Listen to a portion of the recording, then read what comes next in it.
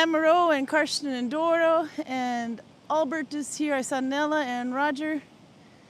And Roger is singing Hello, Is It Me You're Looking For, which is a beautiful song at my wedding with my ex. No. I wasn't there. It was an homage to all the phone calls back and forth back before Skype and Zoom and FaceTime. It would probably be a completely different music if I was there. Albert says the sleepover was fun. By the way, slept well and have found a new bed, so we are going to get it soon. So Ikea's sleepover party did pretty well. Did you do anything you weren't supposed to do?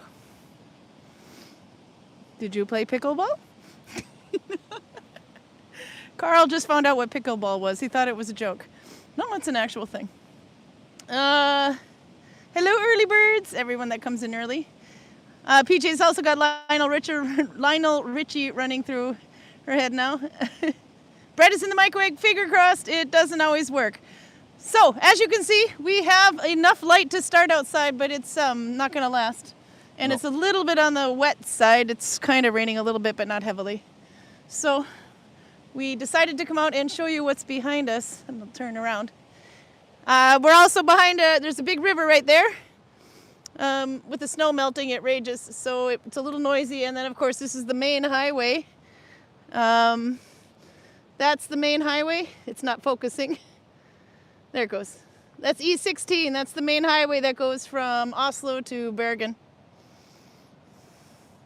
Okay, but what are we looking at, Karl? The fence is open. Yeah, it's up.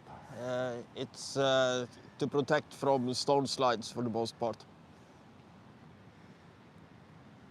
You can hear us okay, I hope. I notice your microphone's a little far down. But is it the fence to keep the people off the mountain or the mountain off the road? That's a really good question, PJ. Mountain off the road. People can walk in the mountain if they are stupid enough to do it. Yeah. Supposedly these can take 80 tons. Little size comparison car for you, and this goes way up.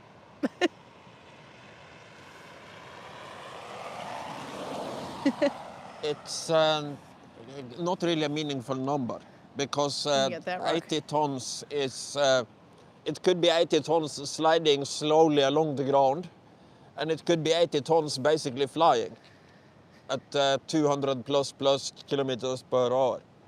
So those are those two big rocks, by the way, and both of those are probably as big as two cars put together, I think. We'll wait till a car passes and see. That one, there's one back there too, yeah. An 80-ton rock is 5 by 5 by 5 meters.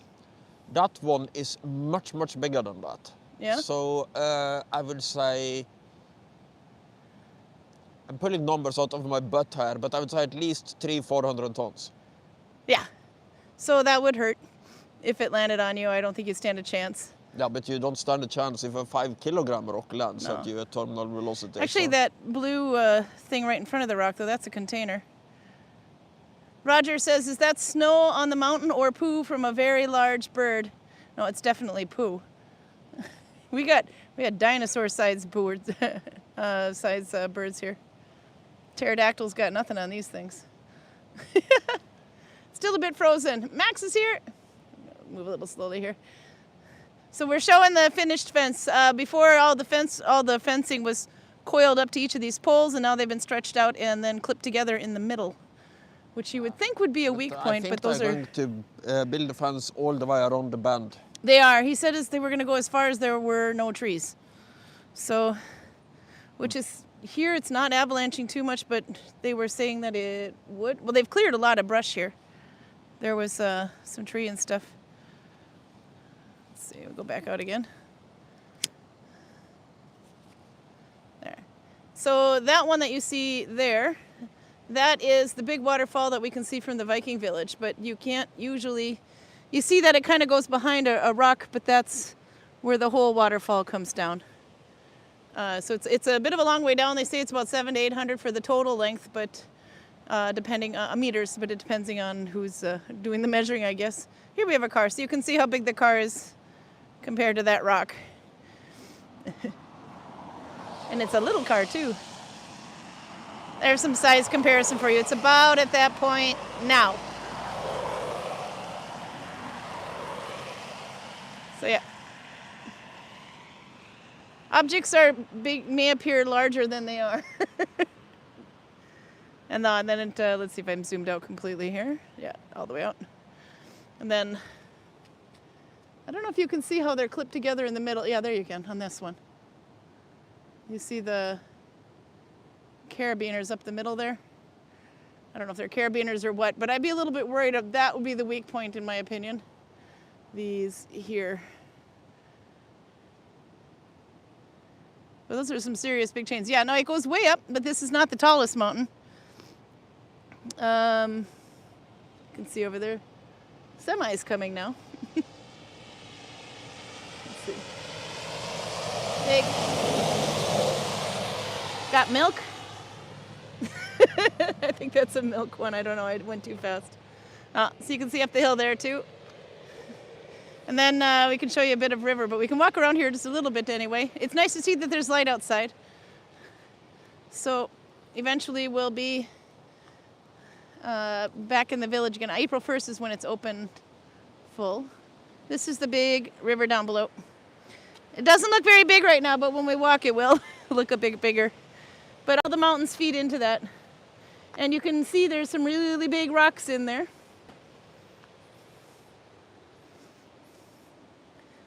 How long would you say those rocks have been here then, Karl? Which rocks? All of them.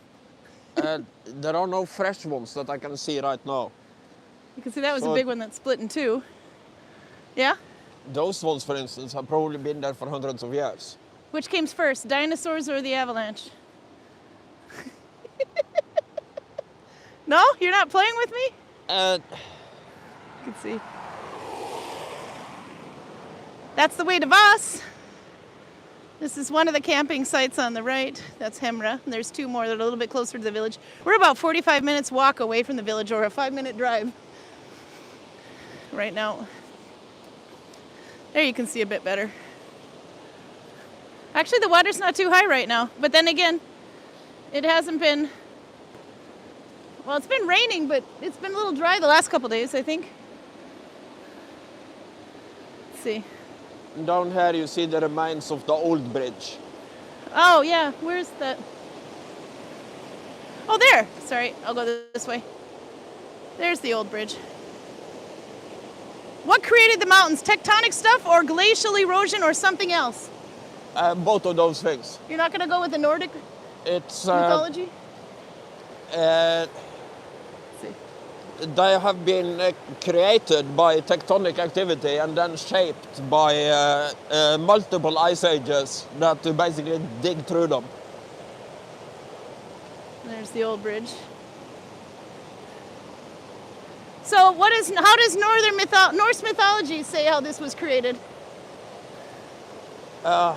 What's his name? The giant that Odin and the boys killed. Jotunheimer. Or Jotun?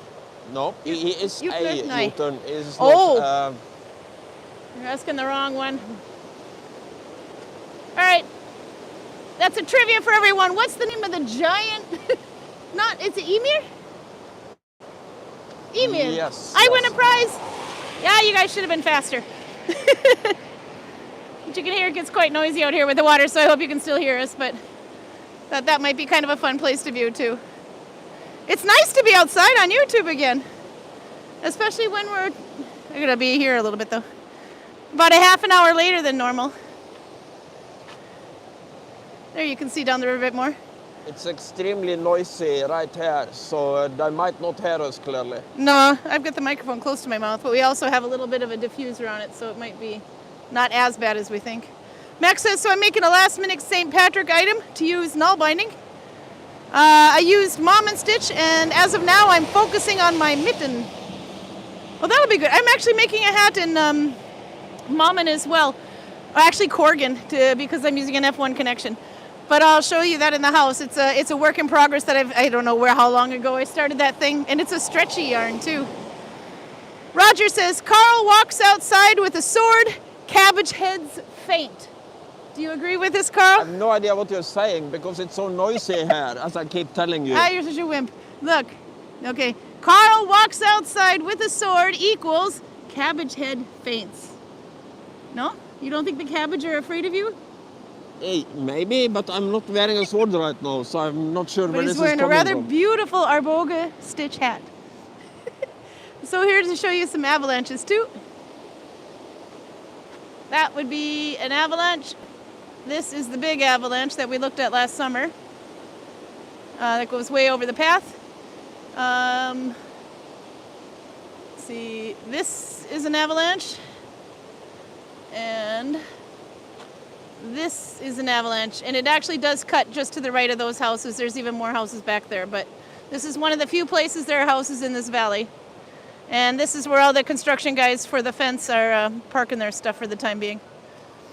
Usually that's not all there. But you can see in the rocks where they're whiter, I mean not snow-covered or ice-covered, but much more whiter than the rest of the rock around it. This is the same rock we have in the village, the anorthosite. And it's actually a very white-looking rock, but when you look at the mountains, you wouldn't think so. But when they fresh break, then you can see how white it is, actually. Very light gray, but there is also a dark gray. The mountains here are mostly granite with some anorthosite. Yeah. So when the anorthosite is up in the day, like the thing that you call the head of Fenris, yeah, you can see it even though it's oxidized. Yeah, I don't know if we can see him from here. The head of Fenris you can see from the village, but that light spot there, when viewed from the village, it looks just like the head of a wolf. And that was, how long ago did that one go? The one that created Fenris? Enormously long ago. Yeah. And then you have more of the water over there. So welcome outside. You can see it's snowing up there. You can try to zoom in. That little white misty, the rain starts to turn into snow up that high, but.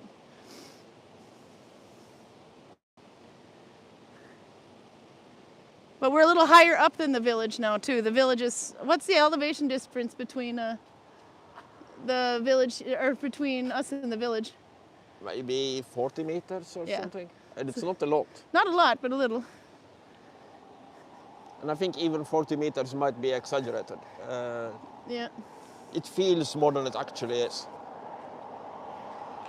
So another thing the avalanches can do is behind those houses there, when they fall down from there, they can clog the river, and then this will overflow. And we had a big one this winter that overflowed quite a bit. You can still see these sticks and things on the ground are actually in a bit of a pattern because of the water that flowed over from the, so they actually had to shut the road down, but not due to an avalanche, but due to river overflowing.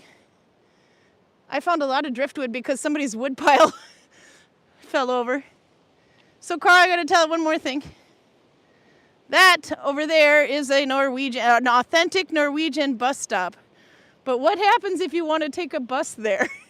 You have to remember to wave to it. Yeah. Because I think my kids and I went out 2 days in a row and thought the buses were full because they just drove right past us. And then we finally catch another bus where you have to pay like more money, but you have a reserved seat on a bus through an app and it looks for you. And then we get to Voss, and then the first bus driver that drove past us recognizes us, and then because we were taking his bus back. And he's like, "Oh, I didn't realize you wanted the bus." And I'm like, "You have to wave. If you don't wave, I won't know." And I'm thinking, I'm standing at a bus stop in the middle of nowhere, and you can't figure out that maybe I want to take a bus ride. But you have to deal with this, every other week or so? Yeah, when you go to your I father's? have no problem with it. Probably because I'm Norwegian. Yeah. Show me how you wave, Karl. Show me your best bus stop wave. That's it? Yeah. You could look a little happier. And I don't think I even need to do that. Let's see, we'll turn it. No?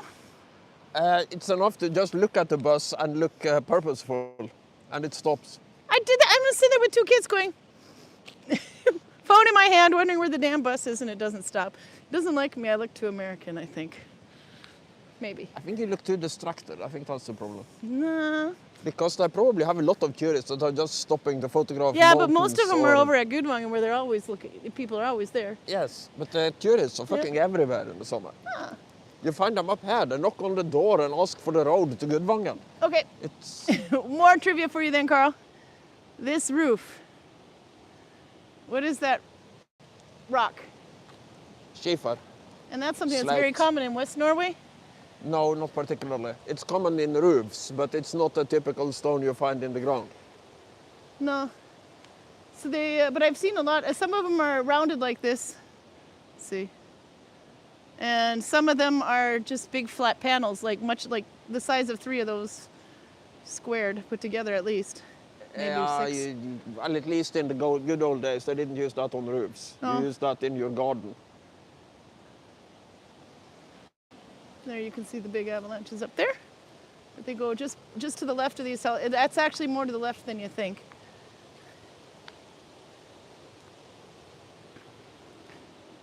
So we got some light. So maybe next week we can try to go outside of it too. But then we should walk down. Let's see, this path again. Last time we walked down that path and looked at the avalanche. We haven't checked that out in a while. It depends. It's a little muddy though. Weather and sound are kind of important here. So yeah. Also next week we are probably not here. Oh no, that's right. We have to take a trip next week. Garcia wants to know about a slate roof. Can you tell more about the slate roofs? Because that's not common where I come from either. You take plates of slate and shape them into this shell-shaped thingies. Let's see. This is different on this house. Yeah. Continue, sorry. What about the moss growing on it? Of course it grows moss on it, it's stone. Yeah, but is that a good idea or a bad idea? How do you mean? To have moss growing on it, should it be cleaned off? Why would it make a difference? I don't know. It's stone. Because the moss, I don't know. Well, I guess not. Yeah, I won't do anything like it would with If you have moss growing on it for geological amounts of time, it will eat through. But the human race would die out before that happens. I see we have this one too. Well, there's like a really moss-covered one over there. And a big rock. Which came first, the house or the rock? I don't know. No? Probably the rock, but it's hard to say because when the rock has been there for about 100 years, it makes no difference if it's been there for 1,000 years. It will look the same. Yeah. Let's see. Turn it again. I'll zoom out and then turn. There. So where are we going to be next week, do you hope? If things get booked right. I honestly don't know. Very last minute booking for Sally Pointer's course. Her course was booked in advance, but due to vacations and such, we actually have to buy our tickets very last minute to fly there. Because Karl wants to see if he can squeeze in the Royal Armoury in Leeds as well. So we're going to England, hopefully in 4 days. But we haven't bought our tickets yet, so this should be fun. It's a little nerve-wracking. But hopefully we can pull it off. Let's see, we'll shut the door behind here. It'll be dark for a second, and then we're gonna have cake. Stay in, little bastards. That's Karl referring to the cats, by the way, not me or you. Karl says to everyone on YouTube, "Stay in, little bastards." Let's see, we'll sit down. And then needle bind. Okay. And we have the big light on so we can be seen. Okay, now I can turn on my computer too and catch up on chat. I think it's to reconnect to the internet, so I might have lost a bit, but I can have it on here too. Where in England? Oxfordshire, I think is where the course is at, and then you want to go to Leeds where the armory is, but of course we have to fly in through London, so it's going to be like a big 5-hour triangle, I believe. So that'll be kind of fun. Where are you at? Maybe you can say hi. It'll be a quick trip, though. It's a business trip for the most part. The one extra day is something that we're spending on our own, since we're over there, so he can see the Yorkshire Leeds. Yeah. I'm basically on vacation. She is working. Yeah, I'm working. He's on vacation. So then when I would have my days off normally, that's when we're planning to take the trip up to Leeds. But it's like a big triangle, I think, from London to Leeds to Oxfordshire, or it's called, there's a little town with an S that's bigger than the little area. Bedfordshire, you're unlikely going to swing this way, but between Oxfordshire and, or you're unlikely to swing this way between Oxfordshire and Yorkshire. No. I was going to say, what is that name? I could see, oh, here we are. When we were looking for, is it Ashbury? Was the name of it, because we have to still book hotels. Only one hotel is reserved, and that's the one that's 3 minutes from the course. Somewhere near Stonehenge, apparently. Swindon. Thank you. We're going very near Swindon is where the course is, and I think that was Oxfordshire, but it'll be interesting if we can find our way to Sally Pointer. And then I'm going to, so Sally Pointer, she does needle binding as well, but if you don't know her, look her up on YouTube. She works with cordage. Karl's starting his beer, by the way. So she, everything I know about stinging nettles, I know through her videos, actually, and just from trying it on my own. But other plant-based materials and such, I'm not very good at, don't know really how to do it or which ones to choose, etc. So I'm taking her course for that. She will be doing the loop and twist technique as well, which I already know how to do. That's fine, but I'm there to mostly absorb about the plant fiber thing. So the other participants will also learn to do the loop and twist and also to make their own needle out of, it's a party with Karl. With antler, I think they're making. He's fine. It'll be just fine. So, but Karl, I'm going to push this computer a little closer to you, and you can show us your new toy. Karl got a present. Ooh, the gimbal did get a little bit wet. It's about, PJ's about 85 miles east-northeast of Swindon. Yeah. No, so that'll be kind of fun. We're looking forward to it anyway, but it'll be a quick trip. We have to go before the class. We have to go to Armory instead of after because the, yeah, you've had that one before. This is a repeat, but it's quite cool. After the course, museums are closed on Mondays, so, and the course is on a Saturday. So we have to get our butts back to work at that point. That smells champagne-like, but that's supposed to be a Belgian beer. I'm not sure. It's that Saison Dupont. Saison? I don't know if I'm pronouncing anything like. My Duolingo has not been good, but it smells beer-like. It just sounded very champagne-like. It looks beer-like. It acts like champagne for some reason. But I'm trying to find out how strong it is. I seem to remember this being 6.5%. Yeah, fairly mild. You're gonna drink that whole bottle today? We'll see. Because the thing is, this is kind of recorkable, so. Do this way, maybe. Okay. So Karl got a new toy. I'll show it. These guys know where he's coming from. I see there's a little chip, but that might have been us that did that. But it's a gift, so we don't look a gift horse in the mouth. So this one, it has like this little thread design, as they call it on here. And this one we found out was 400? It's from the 6th century, 500s. 6th century, okay, yeah. 500s. And then, but yeah. What did you find out about this glass that you're drinking from? 500s Northern Bohemia. Yeah. That is the information they have on their page, yeah. Scunglass's page. I don't The same people who made our other glasses that he uses, by the way. I don't know exactly which people made it, because this is in a period of migration. The Roman Empire has fallen within a generation of this glass, or the original being made. So people are moving around quite a lot. I'm sure I could find out, but I don't know. How's your beer? You've had that one before, I'm positive.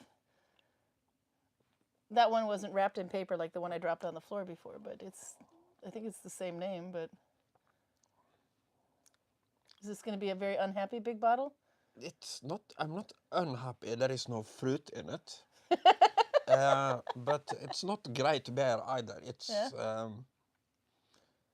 if I was to guess the nationality of this beer, I think I would call it Norwegian, not Belgian. That's Belgium. Okay, so it's like a wussy Belgium.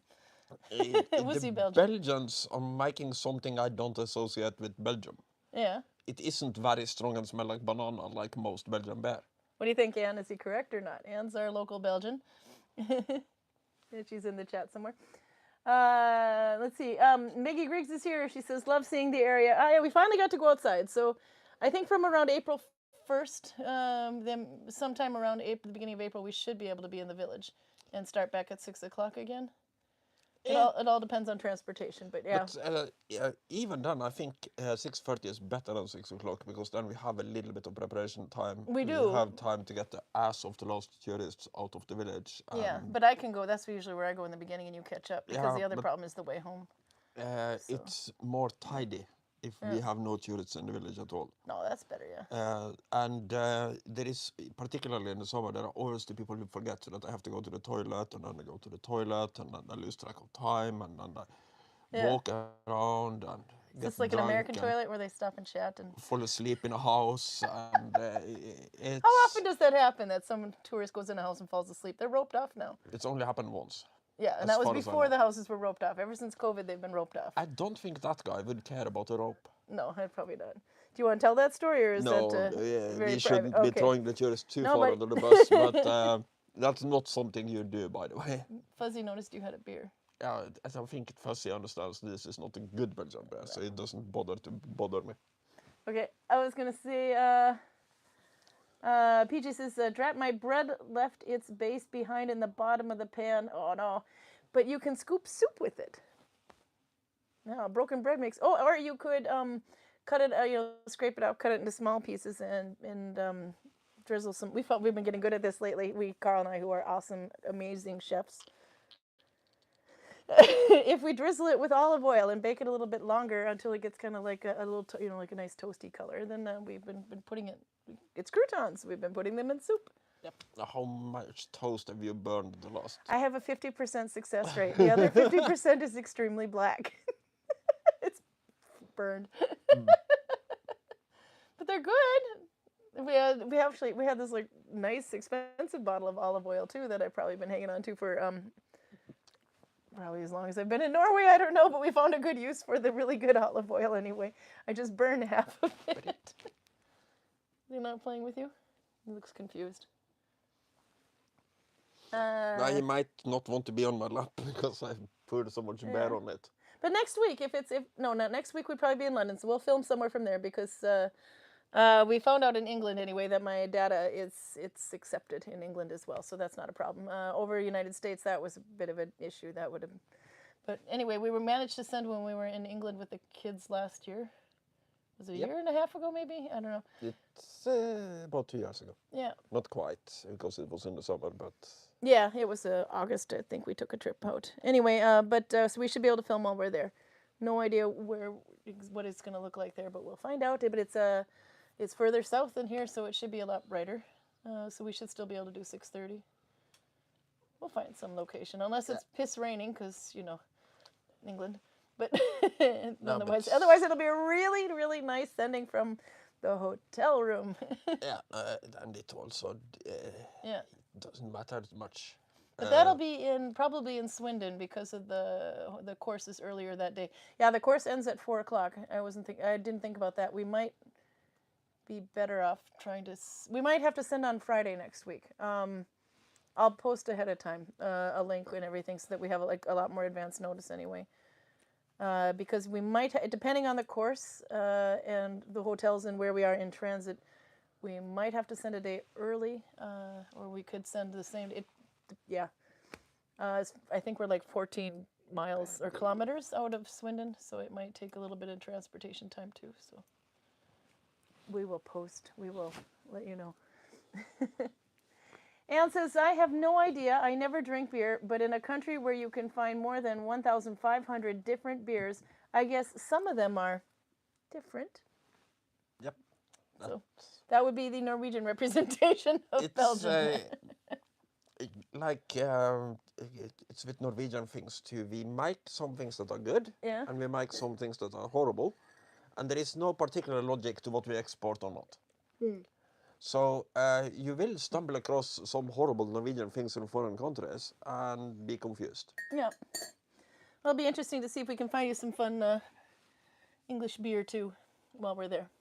We did come up with some interesting ones last time. Obviously, it's not worth trying to... Well, I don't know. Can you take them home? You'd have to put them in your carry-on. I can take home a very limited amount. I don't think you can take any home except for from tax-free in Bergen. Because we don't have carry-on. We only have carry-on. There's nothing going on. I can carry a bag. It's not yeah, a problem. I don't think you can bring the alcohol on the plane. I've done it before, so I should think Not under the plane, but on the plane. Yes, I've done really? it before, so I would think that's fine. When I was in Turkey, they were actually selling tax-free on the physical plane. So usually they have you pick that up in a bag as you get out the gate. They didn't. I bought a bottle of Maybe it's a US alcohol in Turkey and carried it on the plane and flew back home. Yeah, so but how long ago were you in Turkey? It's not 10 years ago. It's like 9 years ago. Yeah, the famous cat. Okay, yeah, no. But the cat smuggling is more recent. No, this was the Pompeii one with the... No, that would be Italy. Pompeii is not in I thought that was the same trip. I thought you were, No. No. I have traveled. When did you become so world-traveled? I wouldn't say. I'm learning things about you. You're a woman in every port? No, I have some in the north of Norway, but no. I've never been to the north of Norway. No. So just your exes, they immediately leave you and go to the north of Norway. Yeah. So one of the prerequisites of getting involved with Karl was like, I heard it's weather nice this time of the year in northern Norway. Maybe they're hiring at Lofoten. And people who are interested in me are also very interested in the Northern Light, apparently. Yeah, so my future is in northern Norway. It's just a matter of when. So we baked a cake. We baked a cake last week for the 5-year anniversary on this, and we forgot to eat it. But luckily, we baked. It's Dime makes it's mandelkake, which is an almond cake with the Dime. And if you're not familiar with Dime, I don't know if they have that one in the US. It's chocolate and toffee. It's really good. So we baked, but fortunately, it was still in the freezer last week. We forgot to take it out even. So we're having. You know the Tia. Look how nice we can bake. It's so pretty. It looks like somebody squished a chocolate cake under their armpit, but it'll be really good. That doesn't look bad. No, it tastes really good though. There you go. So I forgot to bring a knife to cut this thing with. And the teaspoon is not gonna do it. Teaspoon will do it. Yeah. Okay. You can do that then. I'll move this back here so you can massacre whatever the. This is there's a little picture of the Dime. That's actually what the Dime candy looks like in slices. But that's the actual cake. This one has tyttebær on top, which is lingon in Swedish and red currants in Norway. These grow all over here. I don't know if there we can see it. What those are, or you could see it before, but no. Anyway, those grow just all over the place out here. Not a fan, but I actually can handle having the jam with it with turkey now. I'm not a big berry fan. Something weird about me. Do you want to know the calorie content of this? You want your piece? I want my piece. Okay. Plate me up. Look how pretty. PJ says I used to like Dime bars back when I could still eat that much sugar. I'll eat it for you then. I can still eat it. I probably shouldn't, but Serving tips. Loosen the cake from the paper base. We did not do that. And then cut it up while it is still frozen. We didn't do that either. Use a sharp knife. He used a teaspoon. Dipped it in water, in hot water, and this will make your serving much easier. Do you notice a difference in your cake taste? Because we didn't do it correctly. We did everything wrong. It's the sharp knife thing is, it's Americans that are helpless when it comes to edge alignment and blade control. So they can't use a Norwegian, I call Norwegian knives butter knives and things that can only be used for buttering bread. But most Norwegians cut meat with them and fish and everything with no problem. But Americans, as soon as they see them, they become like helpless and...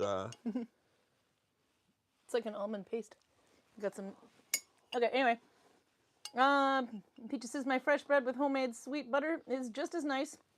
Yeah, no, I could think that would be really good actually, but I'm not ready to advance to the homemade bread. We did get a bread maker. We were supposed to try all kinds of experiments with that, and that was like 4 years ago, and it's still sitting in the box on top of the refrigerator. Yeah, we should use We should probably use that. Yeah, we were going to do experimental bread making in the bread maker. We have great plans. We just have to actually do them. PJ That has could be a homemade marmalade to put on it as well. Yum. I can make apple butter, and there's no butter in apple butter, by the way. That could be a goal for your YouTube. Yeah, we could try that one day.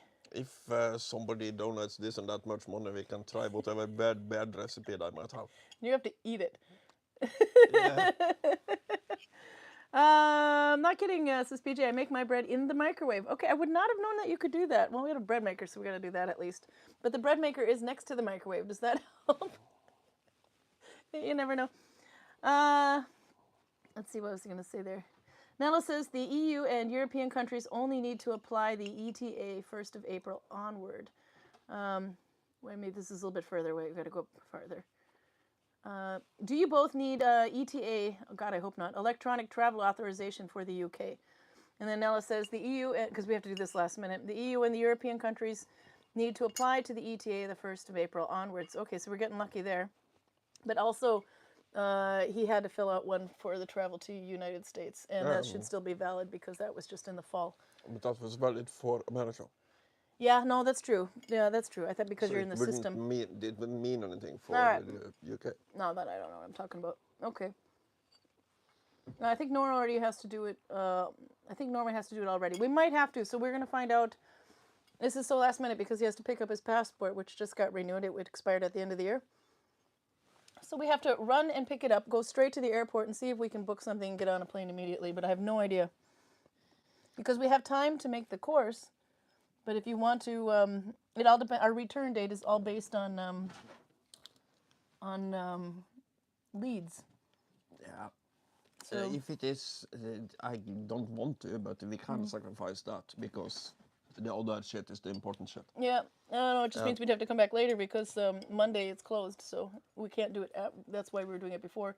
Otherwise, we have like a complete empty day, which would be nice to have extra days, but I don't think my boss would like it if we were gone that long. I had to talk with her today. I think she thinks that I need a vacation so much that I think that she would actually look between her fingers if I at least was back on the 1st of April. Yeah. Okay, because if you're the one that's going to get away with it... That's my impression. I'm trying to read her mind. You're the guide. My job is done remotely. So. It's always scary to try to read her mind because what she is thinking is not always that apparent. But, she just had a month-long vacation. She could be feeling guilty enough to let him get away with it. Now the cats are running back and forth again. Let's see what they... Albert writes more about IKEA here. Oh, top chat. I need to go to live chat. There we go. Now I can get more backwards. There we are. A slate roof. Yeah, we've talked about that. Wouldn't moss help insulate? Probably. No. Yeah, I could see to that. some extent.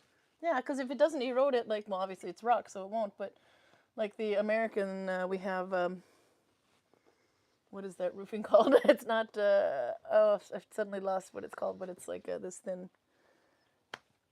The shingles, anyway, that are made of this thinner stuff. But the same thing is true for the shingle slate roofs as it is for the peat roofs in the village. Trees will fuck them up immediately. But otherwise, plants are fine. They don't really do anything. I suddenly, because the kind that we have in the United States, we have similar ones in the House of Investby. It's that thin layer of rough stuff. I forgot what it's called anyway. We have to actually clean that moss off of it immediately when it starts coming because it will work its way through it. But that's much, much thinner. The aluminium thing? No, it's not aluminium. It's, oh, I forget because I don't see it around here too much, so it's not on the tip of my tongue anymore. American roofing material.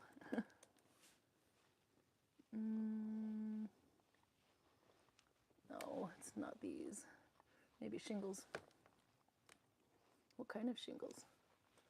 American type of shingles.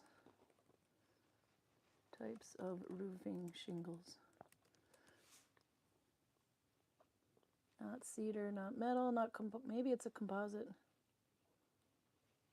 That's not the word I would have thought of, but it could be. Composite shingles. A composite just means that it consists of several things. Yeah, no, it's not isn't that. the word that No, I actually see the explains picture. what it's made of. Somebody's gonna know. Anyway, it bugs me, but it's thin. This is something. What Roger said on there? Maybe to look on the chat here. Aluminum. No, it's tar paper is what I'm thinking. You've got like the layer of tar paper that goes underneath it, and then you have like these shingles that when I was 16, I actually put this on a house. It was a summer job. Re-shingled a roof anyway, and you draw these lines, and you kind of put these like, well, you have the tar paper first, and then you have this stuff on top of it anyway, and it's just like sheets of it, and then you overlap them, and then you kind of hammer them down. The top part you can nail down, but the bottom part sticks out. Yeah, no, it's like, you know. Obviously, any kind of plant will be bad for any kind of paper, but... Is it rubber-like and has some... Yeah, it's rubber... Maybe it is rubber-like, but it's thin anyway. It's not super thick. Samantha's here. Oh, you missed it. We were outside, but you can catch up. It stays on. Composite tar shingles. That's probably what... Yeah, I think probably what Roger's saying there. He's also got more of the southern style of house, but that kind of roof is pretty much general. Yeah, no, they're running all over the place over there. Yeah, no. So we've learned a little bit about modern roofing today and older roofing. How long do you think they've been using the slate roofs here? Now that we're back on slates. The stones? Yeah. Obviously, Pete would have come first. I would say at least 200 years, probably much longer. Really? Not older? Probably much longer means, yeah, probably older. But I can't answer based on what I think if I know 200 years. So in the early 1800s they were using that type of roof. But I can't say what they were using before that. That's the...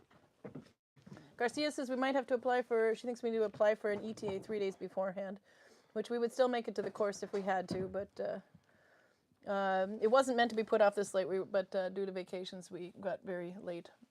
We only found out yesterday that we can actually go. So this is not ideal, but we'll make it work. But if that's the case, then we spend maybe 3 days in Bergen first before we go. By hook or by crook we will find. By hook or by crook we will get there. The Norwegians tend to just jump over back and forth for business trips quite a bit. I noticed because actually when booking the flight to the United States, it was like, do you need check-on or no? They didn't care about anything else. You know, on the flight you could have your carry-on and a handbag. That was fine. But on this one, you have 3 options. You can have handbag only, which fits under the seat in front of you. You can have a carry-on and a handbag, or you can have a checked luggage carry-on and a handbag. But you actually have 2 different categories as far as you have to pay for the carry-on as well. Because if you're just taking a quick business trip over anyway, it's not that long of a flight anyway between. So if you were going to go from Bergen to London, join in on a business trip and come back, you wouldn't need more than a backpack because you'd be doing it pretty much in the same day. It's kind of different. Before traveling, yep. So we have to figure this out in Bergen. We might get stuck in Bergen a bit. Bergen is about 3 hours from here.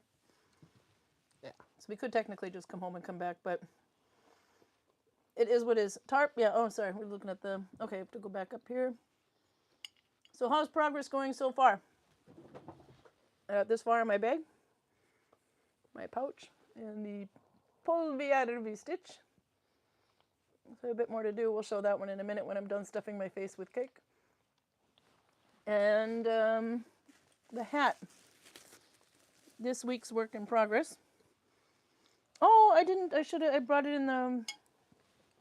This same technique that I showed before with the 3 colors. I made a hat out of that, and I brought it in and put it in the shop. I forgot to save it for YouTube. But I made but this is in Dalarna. But I did one in Oslo stitch that's round start down, but with the triple yarn and the color change. That one looked pretty cool, actually. I have some pictures of it, so I'll post those at some point. But because it's triple yarn, it's really a bit spongy. I like it. This is the one. So this is, I have to inside out on purpose for cat hair. This is really kind of fun looking yarn, and it shines a bit. I don't know if you can see this. It kind of has a little sparkle to it, because I don't believe that there is an ounce of wool in this thing for the life of me. The reason I have a bunch of strings hanging out from the inside, cats. Who's gonna win? Oh, he's knocking everything on the floor over there. Okay, anyway, the reason I have all these strings hanging off is because I'm doing a lazy join. But this is the one that is Corgan. There, if you can see it a little bit, it's hard to see with this stitch, but that's Corgan. It's basically the same as Mama, but you use an F1 connection instead of an F2 connection. That's the only difference between those two. But you have one loop on the front of your thumb and 2 loops behind. But this one has a really good stretch to it for Mammon, which is not normal, for Corgan or Mammon, which is not normal. This way, yes, but not this way. And the reason is because this is a very elastic yarn. Look how much that stretches. But that makes it very tricky to work with. I wish I knew if I could find the tag for this yarn, but I found it somewhere and I wanted to test it and I started to make something with it. And then I put it away, and it's probably been about 5 or 6 years since then, so this is a work in progress, but this is what that yarn looks like. It comes in a 100-gram ball, but look how much it stretches. So it's a bit like sewing with elastic material. You have to take the stretch in consideration when you're needle binding with it. So you cannot pull it tight to your your thumb. You can't pull it super tight like that. You actually just have to do it just enough to sit. If you don't, it will overstretch the elastic, and you'll get like this weird ripply effect. But what happens if you pull it tight to your tongue? My tongue? I may not be able to talk very well. Oh, I was watching a show called it was Frankie and Grace. Anyway, it's actually been, I think, off for a couple of years now, with Jane Fonda and Lily Tomlin, and it's pretty cute and funny. But oh my God, if anything promotes alcohol and things, that one would be one of them, it seems. But anyway, there was a funny thing she said in the car, and I want to try to hear you say. You have to touch the tongue to your tongue to the roof of your mouth. Leave it there and say, "Funny bunny." Funny bunny. There. Funny bunny. Now say, "Pretty bunny." Pretty bunny. You would say it to them. Pretty bunny. It's nice. Talk like that. Why am I doing that? I don't know. I just thought it was kind of funny. Holding. It's like you feel like Wallace and Gromit. Talking like. No, you can't. Try to make an F. Try to make an F sound. F.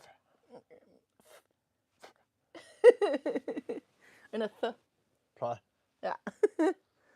Anyway, but you can see it's I guess maybe not as easy to see as I think, but it's a little bit more wavy up here because I picked it up from about here and did this much on it.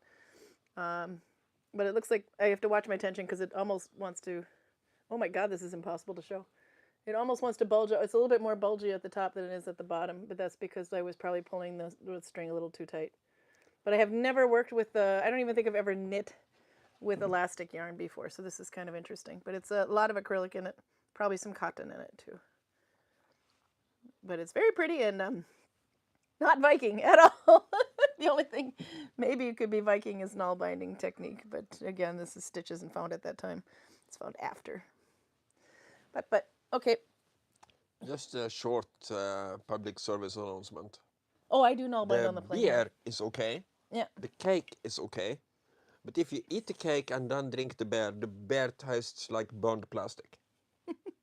Can I interest you in some more cake? Oh, you've had more cake. Yes. Oh my gosh, you skinny little man. Where are you putting it all? It's like nothing, woman. It's armpit cake. It's like taking a dime and a big piece of almond paste and just going. No. Okay, but how do you like your glass? No, you can see a little bit better. Are you going to keep it clean? Probably not, but we'll try. Just splash some water on it. You can see YouTube. Oh, maybe not because of all the stuff in it, but there's like a little. You can hear it maybe scratching there. There's like a little residue on the bottom here of glass, and that's because they're hand blown. So the way they make it is on the end of a stick and then chop it off. But I think this part is added on after. There's a really good show called, or a series, not Blow Out, but Blåside, anyway, is the Norwegian version of it, which means, has a double meaning. Means blow in it, but it also means Forget about Ignore it. Yeah, Drop it. forget about it. Blåside. But anyway, that's the name, the American name, or the Norwegian name of that program, but it's an American program. But they do glass blowing, and they have, there's so many innuendos on that one.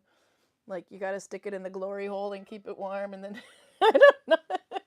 But anyway, because they make it out the end of the stick, and when it's all done, then they kind of like bang the stick, and the thing comes off into somebody's warm mitts. And banging the stick in this context is not an innuendo. No. But there's a lot of innuendos on that show. But in Duluth, we saw glass blowers. We did. Yep. And it would be interesting to know exactly how this is done, so that you can explain it to potential customers in the shop. From what I see, they have like long, look like straws or reeds of long glass that they stretch the glass, and then they let it dry over a ladder of some sort anyway, or cool, so you can get this ribbon. But you can also take it when it's like really liquid form, and just let it. You'd have to turn and do the lacing. So I would think this is added after. The glass would have to be hot too for that. The two would have to be the same. Yeah, the temperature is an issue, because if you add hot to cold or cold to hot, it'll crack. Have I told you the story about the circus cups? Nope. Tell me about the circus cup while I stuff my face. Back in 2012, I was working for Georg in a souvenir shop in Flom. And we had a lot of glass. He buys a lot from Scanglass, and Scanglass has good products. But we were not strictly sticking to Viking age themes, so we had like all sorts of glass. Yeah. And there was an excavation near Circus Maximus in Rome, but I found some pieces of glass that is called the circus glass, because they were found close to the Circus Maximus.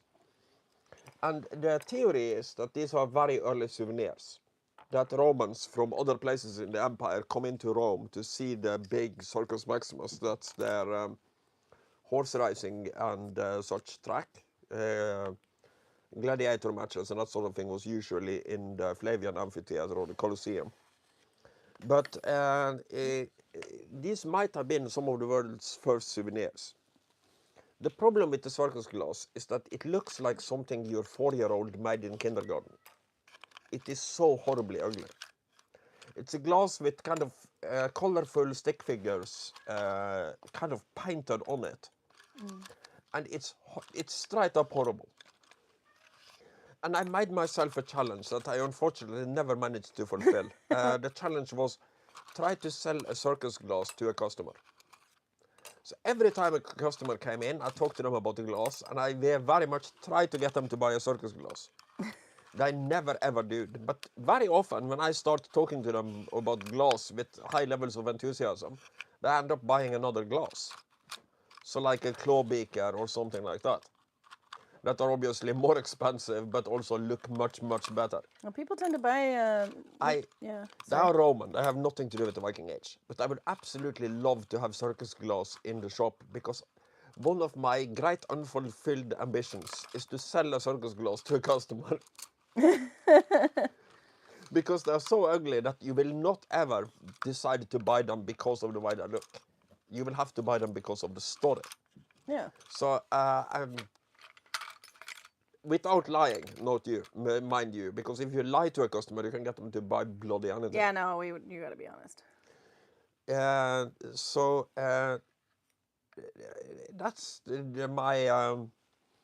That's my unfulfilled goal from Gudvangen. I have never managed to sell anybody a circus glass. A circus, yeah. So I really wish we had them in the shop, because I want to sell one of them. We're going to get a new snobelglas. The snobelglas is the one at the claw beakers that you usually drink out of, that they can fill up on the sides. But we found that they have one, I don't know how I missed it in their catalog, but they have one that's about this height instead of the taller one, and that might be a little bit easier to sell, because people have a hard time buying glass to take home with them. Most of them are traveling by plane or something. But that one I'm kind of curious about. I think it's got like just 2 layers of snobbles or... Yeah, now the trick, I think, there are many, it's weird, because in 2012 in Flom, glasses was the thing we sold most of. And nowadays, glasses are, you so rarely sell a glass that it's not even pretty funny. hard to do. I think we could have them displayed a little bit better, though, in the shop. And it's also the thing in Flom. We had as soon as you see somebody wants to buy a glass, you just look at it and you go, okay, so this is number 52. And then I go to the storage and I find a pre-packed box packed for travel with a glass number 52 in it. But the way our shop works now, I would have to run around and find packing paper and a box that fits. Ooh, I have to look up. Nikki says, look up circus glass. I have to look up circus glass, see what it comes up with. See if it's the same as what you're talking about. Oops, sorry, got too much stuff on my screen here. So Google circus. They might call it circus bagger if you go with the Swedish. With bagger?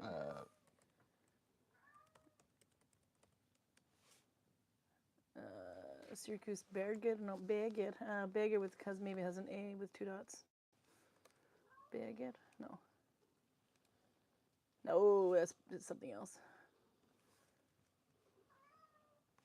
How do you spell circus in Swedish? Isn't it C-I-K-R-U-S? Or C-A-R-K-U-S? Circus. Yeah, well, at least in Norwegian. Let's try.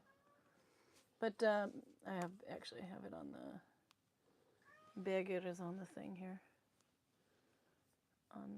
They use that word on the product list we have too. They spell it. No, it is. It's B-A with 2 dots. G-A-R-E though. Begare. Begare. Begare. There we get a little bit better. Is it one of those? It's like a medieval one. No, It's showing in bronze and. Not it. You've managed to. Well, you'd have to find a picture and show us what it looks like. You can send it to me on Messenger or something, and I can pull it up on the screen and then show them what you're talking about, because at least I'm not getting any hits on it. The closest I got was like some sort of a metal goblet.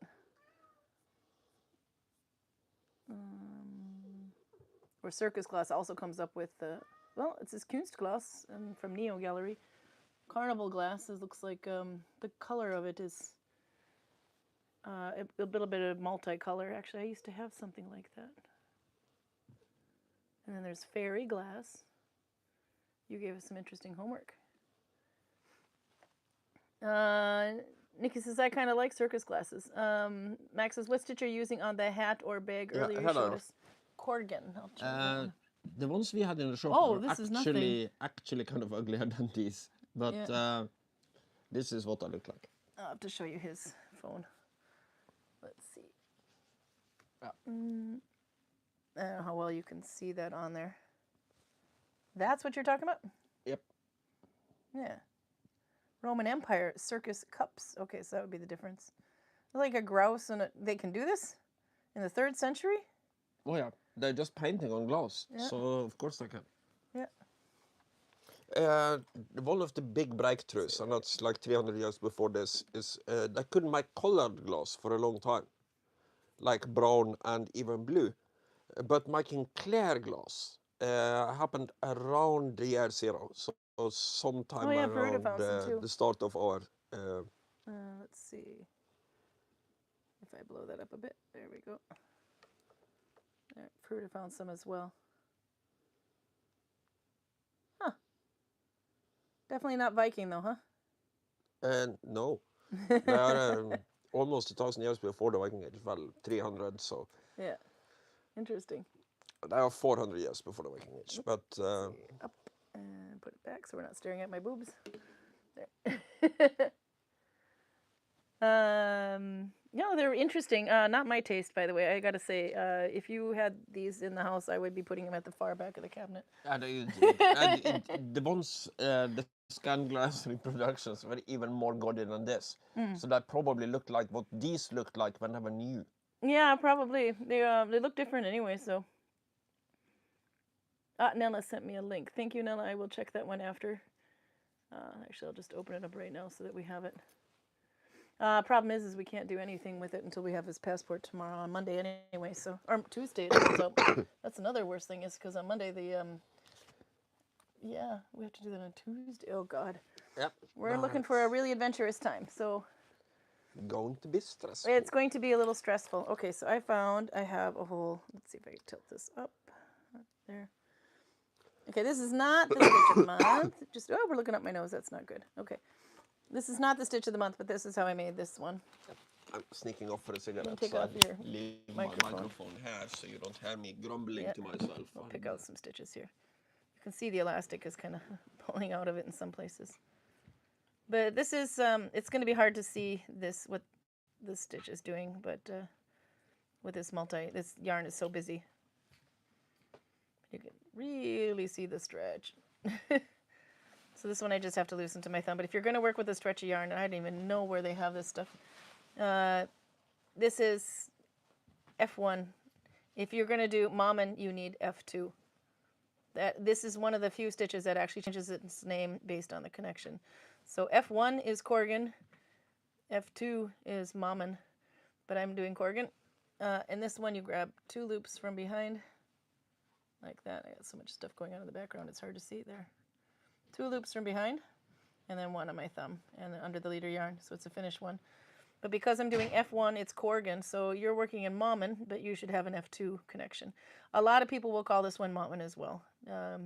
Well, everything that's going on the thumb is Mammen, it's just the connection that changes the name if you want to get technical with it. 1, 2, and then forward. But I have to make sure I don't over tighten this. It has to be just to my thumb, loosely. Like this, it's going to start doing that, so no death grip, just enough. That's how that one is, but it's really quite cool. So I'll finish it, but I have no idea what I'll do with it yet. Depends on how in the face wrong it is. I found my needles, so I have to make I should make a thing about needles. This isn't all of them. I've got more. I got lots more. We even have homemade needles out of popsicle sticks. These were shorter popsicle sticks, though. Those are, if you ever really hurting for a needle, popsicle stick is the way to go. But these ones are too short for my liking. But some people prefer them that way.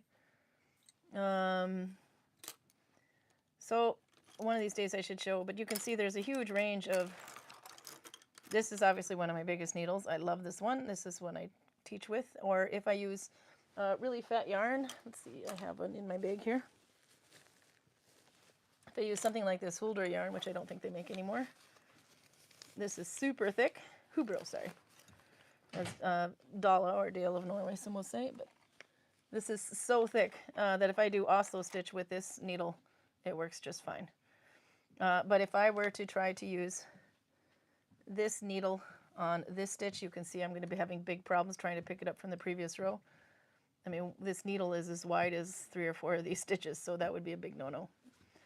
That's why I have to use a thinner needle on this one, because then it will not open up my stitches as it goes through. But these are bone. This one is the moose, if you remember that from back in the day, Runa. We had a big moose that was donated to us, and then Runa made some needles out of it. This was actually a little bit longer. It was a little bit longer than this one, but it hit the ground and broke and had to have 2 new holes put in. So that's the moose. That one's actually nice. They look much more, when they get used a lot, they start looking more polished, and it looks almost like plastic, but they're not. So these are bone. This is antler. This is very pointed. But it has also a bit of a curve to it. I think it's the only antler one I have. We have the plastic ones. These are the William needles. These are made from pen fillers, so they're kind of cool, but definitely not Viking looking. These are also very round. I kind of prefer them a little bit more flat than that, but it's the one that chooses the wizard. Some prefer them to be very rounded. And then I have the parrot wood, as William calls it. But mine, the layers of the wood keep splitting as I work with it. So this one has also started out much longer, but it's gotten shorter and shorter as it keeps getting whittled down. Some have 2 eyes, some don't. This one is horn. This one also has a little issue right about here, you can see. So I have to have this one repaired, basically. It's just going to become a slightly shorter needle. Sorry there. But you can see the horn on it, the texture. Some people like these. I hate them, but it's a very cheap alternative if you don't. The reason I don't like them is they're so bendy, but some people actually prefer them because they're really bendy. There are so many innuendos when it comes to needles. These are weaver's needles from Sister Negrana. I actually have a smaller version of this too. I thought I pulled it out, but I didn't. They're very flat, and they will work. The smaller one is probably about that long. different kinds of wood. I think this one might be recycled teak. I was afraid it was going to break because it looks so thin, but it has held up quite nicely. It's a little too short for what I use normally, though. This one is one my kids made out of lilac. This is another one. This one somebody gifted me. I forget who. Maybe it was maybe it was Jenje's mom, I think. But this one has a little thread space on the end. So does this one, by the way, as a groove. Sometimes it will have a groove so that your yarn, when it goes through there, it also, I mean, sometimes you have two eyes to reduce the thickness of all the yarn you're running through your needle. Sorry, I can't do this around a gimbal very well. There. But if you have the yarn sitting in that groove, you can see it kind of makes, it also reduces the thickness as it goes through. I don't know how well it shows. That's what those grooves are for. Is it a follow groove, you call it? No, this isn't a follower If you groove. had one on a sword, anyway, yeah. No, you call it a follower groove because the follower is the part of the anvil you use to make them. Yeah, okay, so then it wouldn't be that at all. But that's the purpose of it. This is an Audra needle. Audra is on today, I think. She made this one. I had to have one. This one also, she has a nice groove in there. And it's, of course, I picked a long needle. This one is one my kids made, one of the first ones they made. I would probably polish it a little bit better. Or sand it a bit more in the eye so that it doesn't catch. But it works well. This one I use quite often. And this one is Gudvangen, which is actually poisonous, so don't stick it in your mouth. This one is also Gudvangen, but they have such nice wood textures. And it's kind of fun because they look a bit, you know, a lot of these, it'll look like kind of like this when you first get them. But as you use them, the wood starts to get polished by the lanolin in the wool. This one has gotten much darker now. I forget where that one was from. That was also a little gift, but this one's a little bit too wide and small. So I got all kinds of needles, different people that make them. This one I haven't used too much yet. This would be a better example because these are pretty similar in the wood types, but it gets like a darker, you can see how the color changes. And it gets nice and smooth and it's like butter. This one was when they made the copy of was it the Osterberg? Not the Osterberg ship, but they made a copy of a ship. We just talked about this not too long ago anyway, in Bora, and this is probably about, I don't know, 10 years ago. But anyway, somebody made it's the reproduction of it anyway. Isn't that the Saga Oseberg? Yeah, I think that's the one. Then it would most likely be a copy of the Oseberg ship. Yeah, the copy of the Osterberg ship. When they made that anyway, this is made from an offcut. If you made a copy of the Gokstad ship and you decided to call it Saga Oseberg, it would be very confusing to people. No, it's the one they made and put in the water in Tønsberg about 10 years ago. But so the reproduction they made, this is an off piece from the reproduction that they were making. They had extra wood. This is also another one of my favorites. This is also that poisonous one, but it's really nice and smooth. And I can show you really quickly why. Anyway, I have a lot more needles, so I need to do a little video because it's literally, the wand chooses the wizard. All kinds of things can go. If I was going through an airport, though, to answer a question that made me bring out the needles in the first place, I would probably use something. I actually did take this one on the plane and didn't have any issue with it before, this bone one, because it's not sharp. But it would be better to use one that maybe I didn't care about as much, or if I lost it, it wouldn't be the end of the world. But maybe a shorter one because I don't usually use those. This would be perfect. You can just lose it on the plane. But so far I've had no issues with needles, but I would not dare to try to bring an antler one on that's this pointed, for example, or these. These also look very sharp. These are actually a little sharp. So these are great if you need to do a stitch where you're splitting the wool, but I wouldn't bring the sharp ones on the plane. This one will always work on a plane, but I don't like that they're so bendy and small. But, and then I can show you the, let's see if I had a project that is going, maybe this one. So if you have, where's a short needle with 2 holes? This will do. So this is the $1 stitch that I'm using on this one. Just have to get some length. This is supposed to be 3 layers of yarn. Yeah, it is. So when you're needle binding and you double your yarn up and put it through, sometimes you just do it like that. So you have extra length in there anyway, but you have this much thickness going through. Anything more than that, and it's going to be hard to pull it through your work. So you can double it up. Take like a zigzag here, like that. And then put this through one loop, or one hole. And then put this through the other hole. And it allows you to use more yarn, but not have all of that yarn going through one hole because it'll get thicker. So this will be okay like that. It'll pull through no problem. But if I took all of this and put it through one eye or one hole, let's see, took a big diversion. There you go. It's much thicker and it could be harder to pull through your work. So if I were to try to take all this, I don't know if I took out enough. Let's see. Maybe. So if I were to try to do my dollar in a stitch, which is F1, one from the back, and then you go under your thumb loop and off, and then under this leader yarn.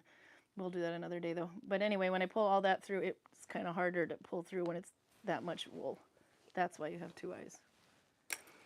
You can take a safety pin on the plane. Yeah, I would rather use a needle, but so far I've had no problem with my wooden needles on the plane. But if I had my more favorite ones, like this one, or maybe this one, it's no problem to use actually. I've had that on the plane last time to US and didn't even think twice about it because I can get another one.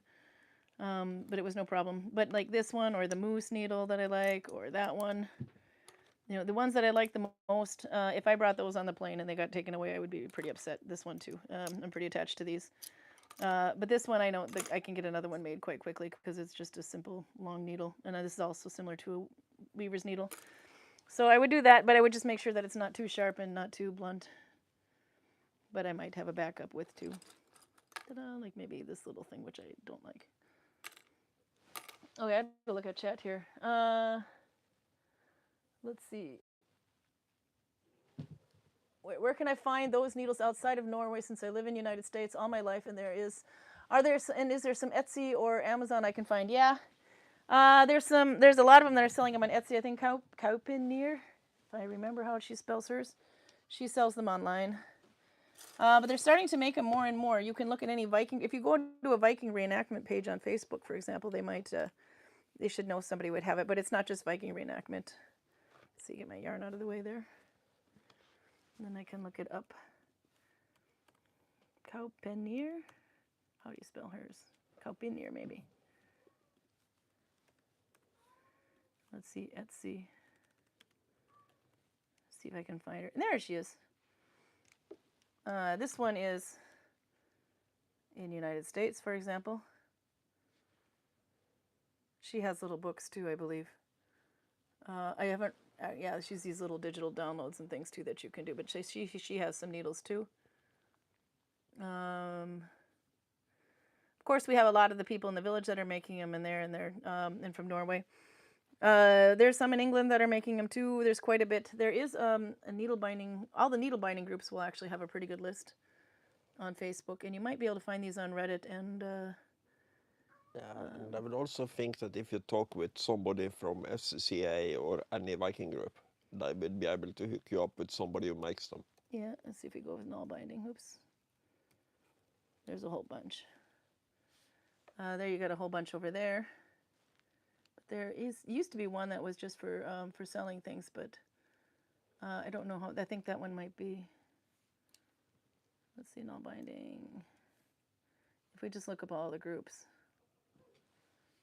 There was one called a Nalbinding Marketplace on here somewhere, and I don't know how. But there's, oh no, we're getting like way out. But you got this one, this main group here, and then you've got the international one, which for some reason isn't showing up. There, on that side you can see the international one. Both of those you can ask, there's going to be somebody that sells them. But also, if you went in one, this one's got a bigger group at the moment, and you go into media or files, you should be able to find somebody who's selling them here. Shops and suppliers, there we go. And you can click on that. And I don't think it's possible to update this thing anymore for everybody, but they could. So you'll get the names of these people that make them. Kelsey Patton is in the United States, for example. A lot of these, William I don't think makes them anymore. I have some of his. I got to actually send somebody that information. But you might see a lot in the comments. So if they couldn't list it, they might have their information in the comments that they're also making it. I don't know if I can open that up. Not too easily. Anyway, I'll figure it out later. But that's one idea of a way to look, and I wouldn't be surprised if Ravelry has a list. Let's see if we go into Ravelry. There's a lot. That's my page, by the way. I have so much more I need to put up there. But there is the forum group here. There's one called Nalbinding. Nalbinders on Ravelry. And you can see somebody in here is going to be able to have something for sure as to where to buy. And I wouldn't be surprised if there's lists on Reddit as well. The question gets asked quite a bit, so you should be able to just search for it as well. You could probably ask in on Discord as well if you're in that. There's the Discord group. So you could look in here and ask. This is the one that's, sorry, up there. Crafts and Conversation. That one. And then if you're a Reddit fan, let's see how many windows I can open up. Reddit. Nalbinding. That one might also have quite a bit of information there. I have to be on these more often. I gotta say I'm mostly on Facebook and not very much on Facebook at the moment either due to work. But there's a lot of different places you can look and just ask the question or at least search if they've had asked it before, because usually there's a bunch that do. But there's no right or wrong needle. There's just what your own personal preference is. Or you could, like I said, just try to make one yourself with popsicle sticks. It's, you know, if you screw up, it's no big deal. They're fairly easy to whittle because it's a very soft wood. But those will work too, and these are short popsicle sticks. They have longer ones as well. Where's one here? Oh, somewhere around here I have one. Anyway, but there's a lot of different reasons. I'll have to make a video on this. Why would you want one that's long? Why would you want one that's short? Why would you want one that's bent? Why would you want one that's got two eyes? Round, flat. You know, you can have like extremely round, and you can have like this one maybe. And extremely flat, like that one. There are a bunch of different reasons anyway, or why. Sometimes you might even want one that is, I'll put the camera back up. Sometimes you might even want one that is sharp. Normally no, but it depends on the stitch. If you have to split one. We have to show the stitch of the month, and then I'll put the camera back on poor Karl over here, who's happily drinking away. So, and then I'll see what I've been ignoring on the chat, because I see there's a lot of information on it. But wool, this is that wool with linen in it, so it's going to get all over the cake. We should probably move the cake. I noticed that it's like wool and linen. I would not have thought of mixing those two fibers together, but it is a really, really nice fiber. But the linen kind of wants to jump out of it, I noticed. Just do a shorter length this time. Isn't there a death penalty in the Old Testament for doing that? For what, ripping a shorter length? Mixing wool and linen in the same item. Probably, actually. I would have never thought to do it, but it's a quite nice fabric. And if there's, I think, one more fiber in there, but there we go. So first we have to splice. We did make some more. This is actually, you wouldn't think because of linen it splices, but it does. I don't even have to split the wool. I have to add some spit. Nella says, yes, there is, and there is for a reason. Yeah, I don't know why this is this way. It's my mom's stash wool. But it does actually have enough wool in it to felt it no problem. We actually made some more shorts, and we'll put out 4 new ones. Was it 4 new ones we were going to do after this? Yeah. One is from the village, and the 2 of them are from the same needle binding where we talked about chenille. If you're trying to needle bind with chenille yarn. Let's see, we need a skinny needle for this one. Let's see. Okay, so for this one, it's Russian 1 plus 2 plus 2 is the Polvijärvi stitch. So you're working over the last 5 loops on your chain. So this is, let's see, 1, 2, 3, 4, and 5. You're working on these loops, these 5 here, but you're picking them up from this part. So the first the leader yarn goes over it, then the thumb yarn, the end one goes on your thumb. And then you need 4, that's 1 loop, so you need 4 more behind. 1, 2, 3, and 4. We did actually put out a short of this from that was taken from one of the lives. Okay, so there we have 1, 2, 3, 4, 5. And they're picked up on the inside there. And I'm using an F2 connection. You can use, I think, whatever connection you want, but for mine is F2. That means 1 new one and 1 old one on the previous row. Then I have to pick up the first 2 behind my thumb, which would be the second and the third loop from the end. Lift it up and pick up the 4th and the 5th loop from the end, from behind like that. So you're lifting this one up, putting it behind, picking up these 2, and then going back. You gotta hold that away. Go back and pick up those 2 that you lost there. Then go under the thumb loop, and then go under the leader yarn as well. It's not bad once you get used to it. If you can use Dalby, which is 1 + 1 + 1, then you can do this as well. It's just a matter of flipping more loops. So F2, F1, F2. Taking the first 4 from behind, it's easier to identify them because sometimes they can get crossed. This is actually my second one. Third one, 4th one from behind. Well, actually, 1, 2, 3, 4, 5. So these 2 go up.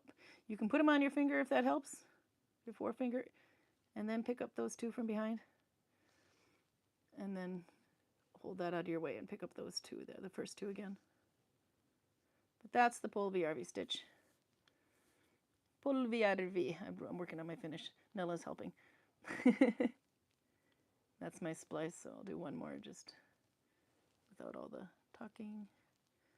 Sometimes it's easier to identify the loops before you try to flip them because you can easily cross 2 loops from behind and then you'll get like a jump.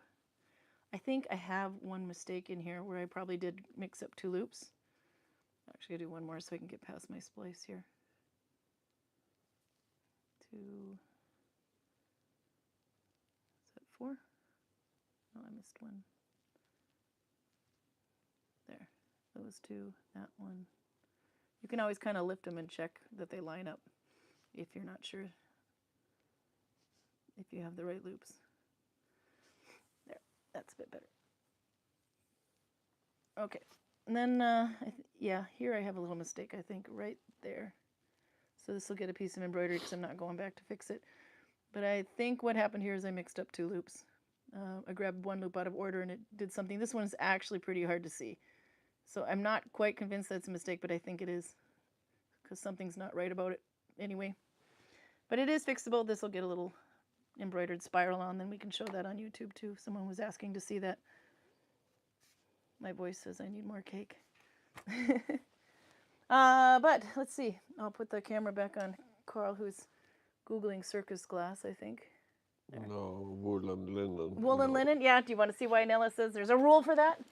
Why is a... I didn't know about that. I thought you were making a joke. No, well, it is kind of funny, but it is actually really? It's actually in the Old Testament. Okay, and what did you find? Nobody knows why. Really? One theory is that it is from the time when the Israelites mostly wear wool clothes and the Egyptians mostly wear linen clothes. And they are not exactly friends. Yeah. Due to the whole slavery in Egypt thing. So they consider mixing in linen with their wool to be somehow you're showing your Egyptianism. Yeah. Another one is that it is meant to be holy. So you can only be used by priests and in the temple, and normal people should not be wearing it. And another one is that it has to do with washing, because these fabrics stretches at different temperatures. Yeah, they don't shrink the same way. I think I have the tag adding your washing instructions into your laws might be a little bit overly legalistic, even by Old Testament standards. A little anachronistic there, or not anachronistic. But people always remember the one about homosexuality. But I ignore all the other things that were also forbidden in the same laws, like mixing your fabrics or eating shellfish or whatever. Yeah. Tattoos are also forbidden. There it is. Plymouth yarn, Tusa Kist, it's called. 60% alpaca, 30% linen, and 10% Tusa silk. So it's going to be backwards if I show it that way. I will turn it. Let's see. There you got it. So that's the name of that yarn, and it's probably out of date. But I would wash it as if it were for the alpaca, basically. Hand wash only. So that it doesn't, because the one that shrinks the most would probably be the alpaca there. So if you wash it with the alpaca's washing temperatures in mind, etc., then you'd probably be better off. Because the linen can handle a bit more than the alpaca. Then there's the silk. But there you got it there as well. Nella said this is also that they wear differently, and poor quality linen actually kills your wool very quickly. So you would need more work and materials all the time. Yeah, that I can definitely see. My wool, as far as Viking goes anyway, my wool clothes outlast my linen clothes much. Yeah, because the linen can't even take sweat. But anyway, that's what that one is. But it's very thin, that one. It's a nice wool anyway, but I'm glad I'm not doing a hat with it. Or wool. It's a nice yarn, but I'm glad I'm not doing more than a pouch with it, because that stitch takes forever. And I don't think I could do anything less than 5 loops with that stitch either, because it would be very lacy. Well, you could, but it would be very lacy. What did I drop on the floor earlier? Oh, a pencil sharpener. That's very important. Oh, and wool. My handspun. Yeah, there we go. Okay, we'll put that one back. Yeah. Little bastard here is now done fighting his brother, so he's back. There's the little bastard. Poor guy. He managed to hold his own for like 2 seconds when he was fighting Selje. Yeah? He put Selje on the ground, but he probably shouldn't have done that because it made him mad. No, Zilly's the alpha, but Fuzzy's pretty good at hiding. And it's not that he is hiding, he's doing positional warfare. Yeah, no, he can make himself so flat. And he's also very good at taking up space where Selje has to jump to get to him. Selje will happily do that, but when he's jumping, he can't really defend himself. So Fuzzy wins a few battles by being sneaky. Yeah. Let's see. It's a nice looking sack, says Albert. I hope he's talking about my sack. He's just reiterating something his girlfriend told him at IKEA. It was a while ago when I wrote it. Oh, it'll be a little pouch. The idea is that it will fit a cell phone. So one that's not in a wallet already, but this will hide. But you can see this is going to, with the weight in it, it's going to stretch longer and longer this way. So I will probably line it with some fabric first. But that's the idea. So we shall see. But that's where that's March's stitch, by the way. One of the little shorts that we'll release after this is the, I took also, because I didn't realize I could do this, I love it though, that you can make little shorts out of the lives, and so then I decided to pick out the stitching part. So we managed to get the telemark stitch into a little short as well, so that's one of them that we'll release today. Then 2 to do with the chenille, and 1 from the village, I think, where you and Runa are having very fun in your Viking outfits taunting people. And I found some nice Marilyn Manson music to go with it that YouTube had, a little snip. Let's see, then we're into the roof. I'm doing lazy join this morning, says Nikki from New Zealand. I like the lazy join. You have to weave in the ends afterwards, but you don't have to knot them. You just have to tuck them under, which is nice. Let's see. Nikki says really likes the glass, by the way, and she would buy it. Science is fun. My kids make glass beads.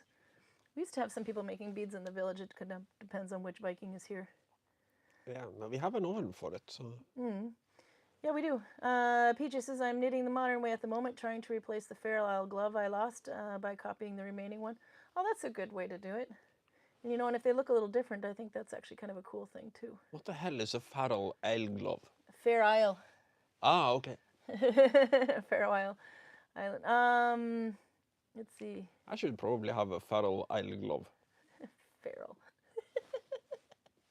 Your gloves are already feral. You lost them. Somebody probably thought they looked like washing rags and threw them away. They were so getting so ratty by you. Nikki says, "Oh my God, I've been doing Corgan this whole time. Thanks for clarifying. My new green finger list gloves are not Mommin." No, a lot of people won't get that, and it's really anal retentive needle binding, but because they are the same stitch, Corgan and Mommin, except for the connection. But that's the only one. So a lot of people will say they're doing Mommin, but what they're actually doing is Corgan because they're so used to all the other stitches where you have the stitch name is on the thumb, and not you would say like. You could do York, and then you could do an F1B one, for example, and that would still be, it would be York F1B1 connection instead of York F1 or York F2. You know, they always call it like that. But this one, on the other hand, it's not Mommin F2, it's Mommin, which is F2, and then Corgan, which is like Mommin, but F1. It's confusing, but we like to be anal retentive around here. So there you go. Yeah, I see PJ put some links up for where to find some needles. Max on eBay, Amazon, Etsy, yes. Nikki says there's some nice one on Etsy, needles. I think there is Ingela from the UK who sells knolls or Nalbinding. Yeah, knoll is the word for needle in Norwegian. But yeah. Okay, most of mine are handmade from woods. Yeah, so they might not know what a knoll is. If you say it's a needle for needle binding or knoll binding or knoll binding, but a needle, they'll know what that is. But not everybody knows what you mean when you say knoll. But at least you're not saying knoll, because without the A, it's a squeegee in Norwegian. You could wash windows with a knoll. What kind of tools would I need to make them and what materials? I see this question gets answered. Nella says a knife or a drill, sandpaper, almost any stick will do. This one, a lot of them will make the eyes with like a little Dremel or a drill first, and then, actually that's a bad one to show. You can see best on this one because it's not quite finished off. This is one my kid was working on. Maybe like that, if I hold it there. So it's actually like two holes, and then they're kind of connected in between that they make. That's one way of doing it. And then you have one who's carved it out with a knife, just made a short square there. However you make the hole, it doesn't really matter, but you want to make sure that your yarn that you want to use is going to fit through that hole for one. So this is probably the smallest eye I had, and I think we had to get them to make it bigger because some of them will make it so tiny that only that pink thread will go through it. And nope, I need something that works with the big stuff too. So that's what she said. It's all about the size and the fit. I used a pen knife and sandpaper, says PJ, and sharpened a bit of flint, and also sharpened bit of flint. That's a good idea. Robert's here, by the way, from Glasgow. A bit late, but just back in from a day out with the family. I read that wrong. I was gonna say, just came back from a day without the family. No, a day out with the family. It's a very important distinction. I'm gonna get Robert in trouble. Are you mildly dyslexic? A little bit today. Let's see. Yeah, Nikki said she's also been able to take hers on the plane as well. But yeah, just don't take one that you love. If it gets taken away, then you're like, keep it. But if they take one that you like, then that's going to be a problem. Robert says the needles that I've been using have been DIY ones made out of the Broken Port Orford cedar arrow shaft. Big plus the smell of the cedar. Oh, yeah, and moths are repelled by the scent of cedar too, by the way. Little known fact. So if you're one of those people that stores your needle with your work. Nikki said I took a needle on the plane and got stopped at security. They cared nothing about the needle. But my Harry Potter makeup wand pinged on the x-ray. Okay, probably don't want to bring the Harry... I don't know, I wouldn't have thought of that. I've never had a problem with a needle, but I've never taken a sharp needle on the plane with me. And normally one of the things I would bring is a weaver's needle that looks like a darning needle, but it's metal.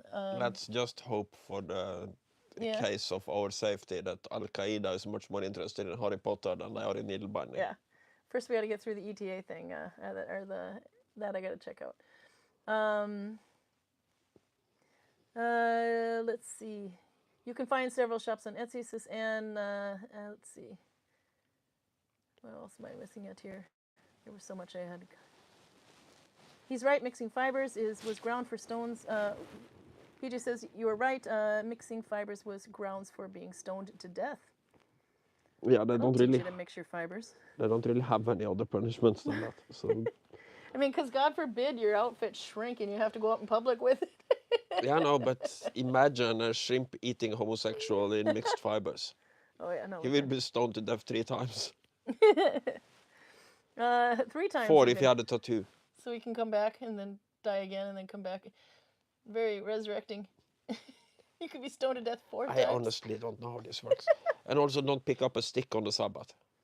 Who needle binds with chenille? No judgment. I did. I do that. I will use it. Well, you see me using the stretchy wool, the stretchy yarn, for example. I just wanted to try it to see if I could do it, and yeah, it's just you can't pull it too tight. Chenille, you can, and the little shorts that I'll put out of there is from. It's taken from one of the lives, so you can actually go and click on the related link and just watch the whole part where we go on about chenille. And I think the episode after that we also went into chenille. That's where I actually brought out the wrist warmers that I made. I wonder if I have those on Ravelry. I wanted to try to see if I could do it, and yes, you can. But you want to be very picky about the kind of chenille you use, because if the fibers come off too easily, it's a cheap chenille. Don't do it. Do I have them on here? Maybe not. Maybe I have them on Instagram, but I haven't been able to put pictures on Instagram in a long time. I believe they were silver colored or brown, because I had to. Oh, that's alpaca. Can do a real quick look on Instagram and see if I can find them there. How many windows can I have open before my internet gets pissed off at me? Let's see. This would have been, I think it was like week 138, so this has got to be a while ago now. What are we looking for? The chenille wrist warmers. I know I've taken pictures of it, but it's a matter of if I actually posted them. I zone out mentally whenever you're this needle binding, so I wouldn't know. That's okay. I was zoning out on the circus class. Let's see. Getting closer. Oh my God. Is this chronological? Yeah. Well, backwards chronological on Instagram. Yeah, but... Oh, back... No, we're getting maybe a little too far back. Needle bound with silk. That's a fun one. No, I think well, maybe. A little bit more. Let's see. It's because I remember where we were at that time, but I think, no, this is before I started dating you, and I know I did chenille after I dated you. Nope, if I can never find the picture, I will post it, but I'm pretty sure it's on a backup disc somewhere because it's old enough to... The picture of me with the collar is from right after we started dating. Yep, then it's, yeah, no, this is after. I just see your kids getting younger and younger here, so I think you're going in the wrong direction. Yep. No. No, I know I took a picture of it anyway, and I might have even posted it. Maybe it's on a story or something, but it's not on Ravelry, and it's not on Instagram. I'll take one more quick look on Ravelry. I could have swore. But it is possible to do anyway. You just need to make sure that you're using a good quality chenille and not one that just falls apart. I think Lion Brand's chenille is pretty crap, or at least it was a couple of years ago. But there's some other ones that make a much, much better version. Yep, no, it's not on there. Okay, back to chat. Some beer grow on me. This is doing the opposite. The more I drink of it, the more it tastes like burnt rubber. Oh, I thought you were going to tell me you're growing on the beer and not the beer's growing on you. You remember the Tia beer, the beer from in Rådal? Yeah. That I complained smelled too much like perfume? Yeah. My father keeps buying it. TYA, yeah. And I keep drinking it every time I'm in Selje. And now I actually like the stuff. Oh my God. There's a bunch of it in the Joker. Yeah. Like different versions of it. Yeah. I think 4 or 5 different versions. Isn't it from... It's from Rådal. Yeah, yeah. It's actually good now. And it's weird because it was almost... The smell of it was almost repulsive when I started the first time we had it on YouTube. Mm. It's one of the ones where you see me making grimaces and going, oh, perfumed. And then I probably use some not for kids words. Probably. Yeah, no, I'm pretty sure you did. Because it doesn't smell like beer normally smells. Yeah. It's Y2 also, so it foams like crazy. So you have to kind of fill your cup in 3 separate operations. Yeah. But No, it tastes good. I have it with dinner every time in Selje. Yeah. Oh my gosh. This works the other way around. Didn't they say that you have to eat something like 10 times in order to start liking it? Huh? So maybe it's that. Did you taste that beer 10 times?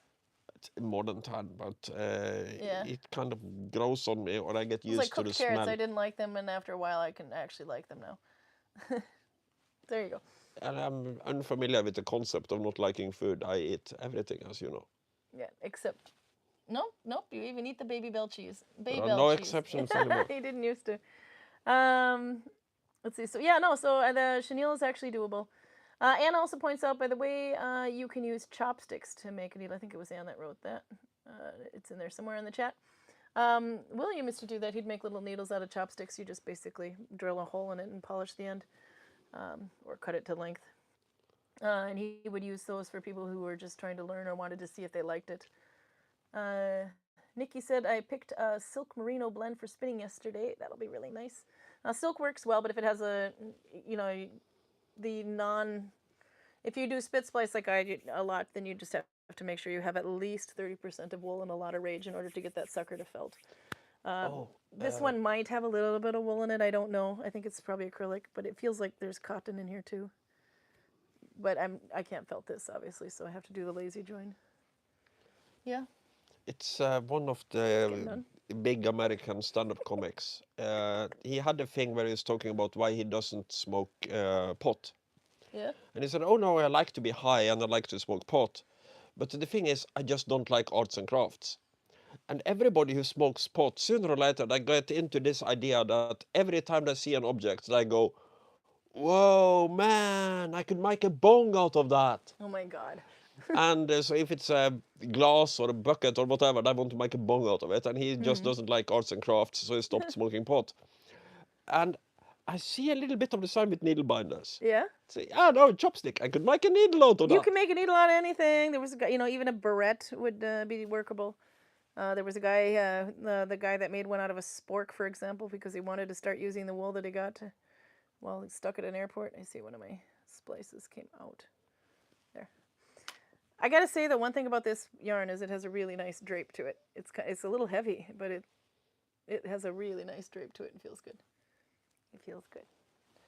But I would not do stretchy yarn again. I just wanted to try it at one point, and I see I obviously didn't want to finish it, but it's fun to pick up these work in progresses, these whips. Wouldn't stretchy yarn be better for something like a pantyhose or long underwear or something? Well, my head could grow. I could have a really big head with this thing.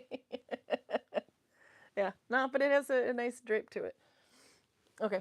Chenille is French for caterpillar, says Roger. Is that the same as silk? Yes, absolutely the same. I guess she's being facetious because she's smiling like a maniac and nodding her head overly enthusiastic, but I wouldn't know any better. Oh, no, but I don't think he was expecting me to actually accept that as a scientific answer, but we can look into it for you. Maybe it's a really fuzzy caterpillar and you would need a lot more of them. By the way, 3 times is enough to know if you like it or not as far as the food goes, says Snella.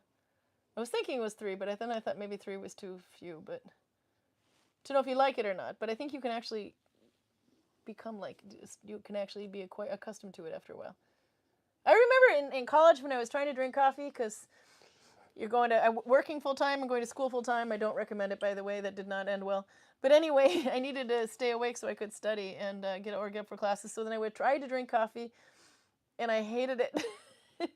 I didn't like the taste of it at all anyway. And then I started trying to add sugar to it, or milk. Milk was no good. More sugar, more sugar, more sugar. And then finally I had it without the sugar again, and all of a sudden I liked it. I basically just have 3 questions when I have food on my plate. It's 1, did something die? Yeah. 2, is it properly cooked? And 3, is it made by humans? If the answer to all 3 questions is yes, I like it.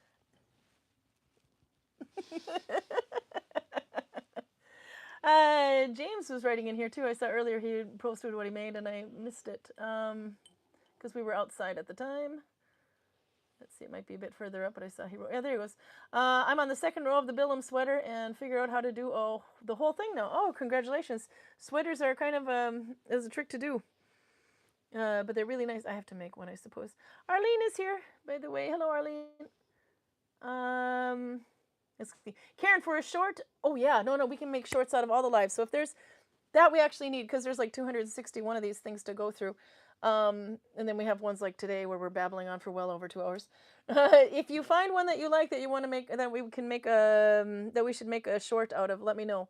The only thing is the frame is stuck. So I can't move like this and this without software, but I can make up to 60 seconds with one in just... But we are planning to get that software, right? We have the software, I just got to learn how to use it. So we can, and then we can make it up to 3 minutes for a short. But right now, if there's a favorite one, like one of my favorite ones was Karl doing charades. We got that one in there. Yeah, no, the ones that German bear guy, I forgot his name. Yeah. And so Robert says he would recommend the moment where Karl and Runa were throwing the javelin and missing it, and when you nail it the first time. Karl's comment and face is just not too good not to be used. That we can. I think I might have to have that one with software, though, because I don't think I can have a fixed position. Because we film this way and the shorts are this way, so it kind of just has a fixed position. But absolutely we'll make that one. He's a little bruised still. Let's see, what more questions did we miss here? Let's see, there we go, scroll up a little bit.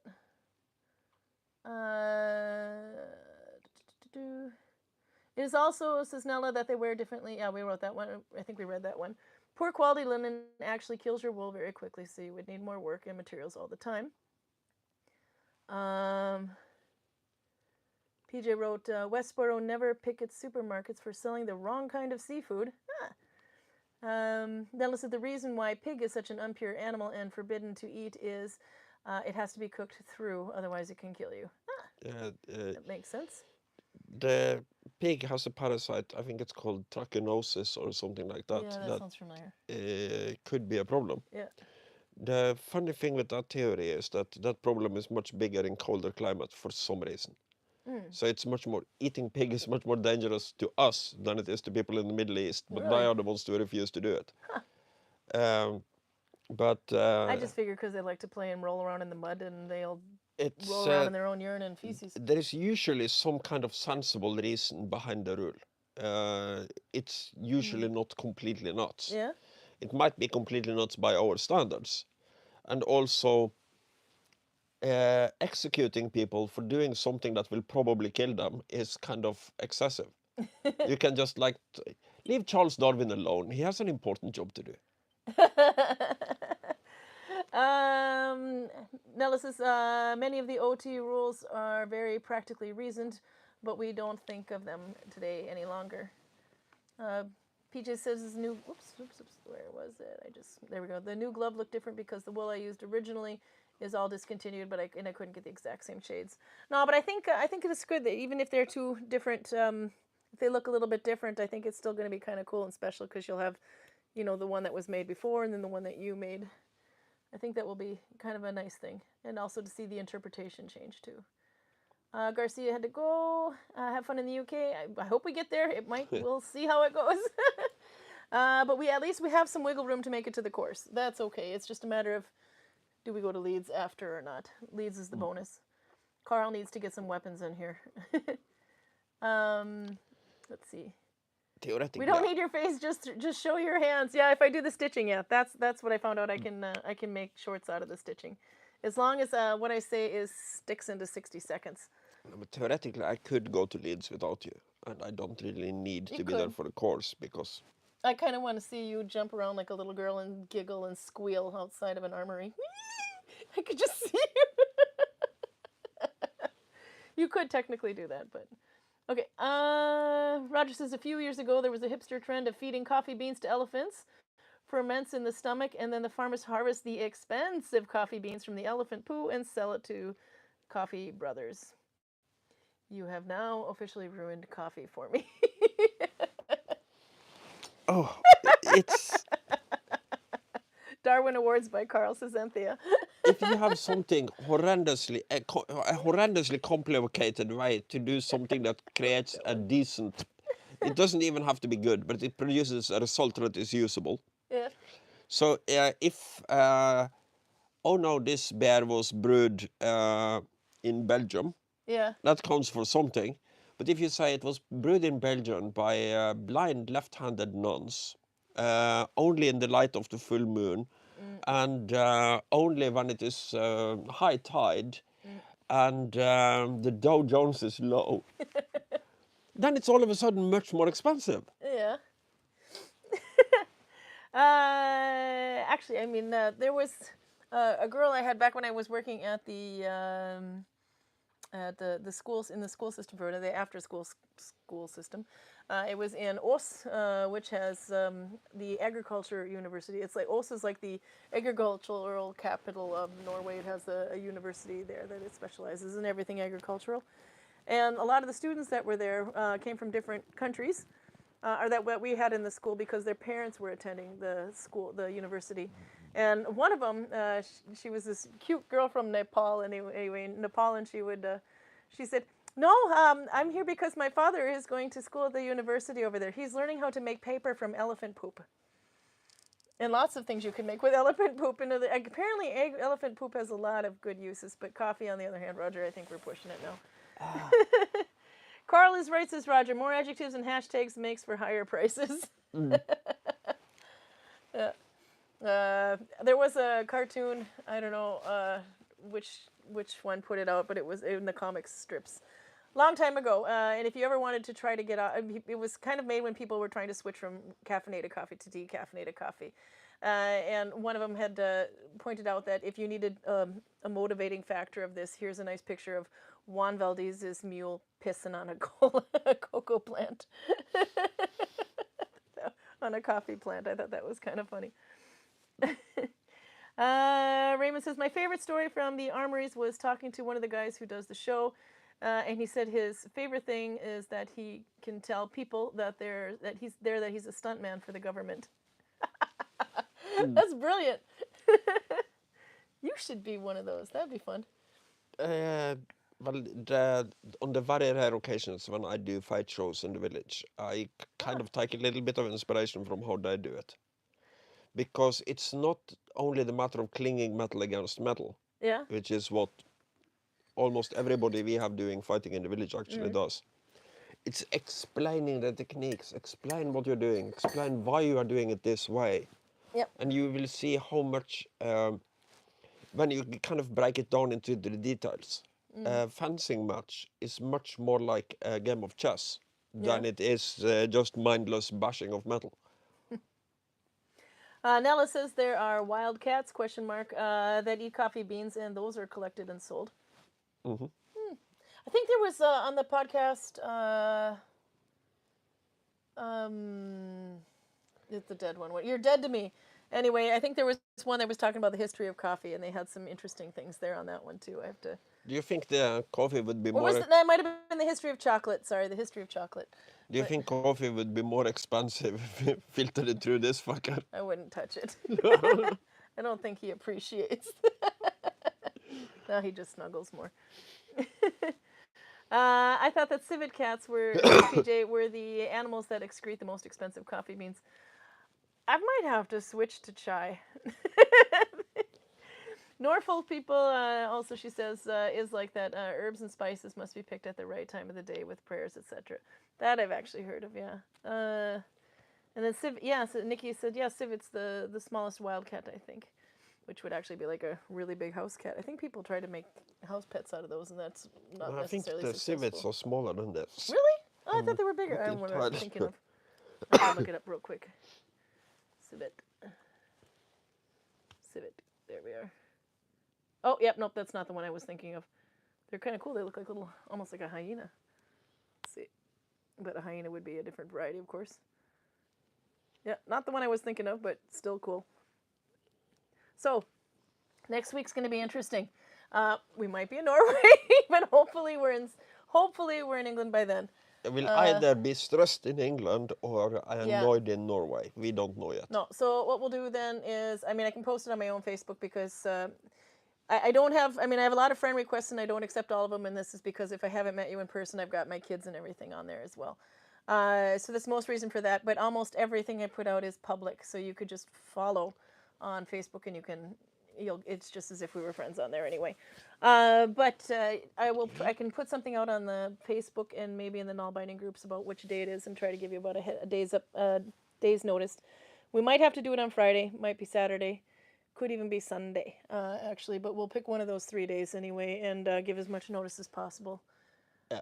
So more than this, like we'll try to give a day's notice if possible. But it's just England, so we won't be jet lagged. But if we are physically on the plane at the time, then it's hard to make a landing. Yeah, so we'll figure something out there. It's probably also true for trains. Yeah, that's the other thing too, is we might be in transit at the time at 6 o'clock, and that would be better to choose a different day. Yeah. But because I mean, we could send from a train, that'd be fine. But as soon as are there any tunnels in England? Very there's few. The subways, but yeah. But very few on the overland trains. Yeah. But when you are using the cell towers, I don't know how it works when you have to switch them all the time. That would be kind of a pain in the butt. It's probably fine. Any British people on? Roger said, the PJ's here. For example, Roger says Black Ivory Coffee claims that Elephant Pool gives it's a chocolate flavor. That's their website promo. We should probably, we should find that girl from Nepal who's a student. She must be in her 30s almost now. If elephants poop chocolate, yeah, then why are you selling the coffee beans? Why don't sell the chocolate? Well, that's what made the cocoa bean a bit interesting. That one.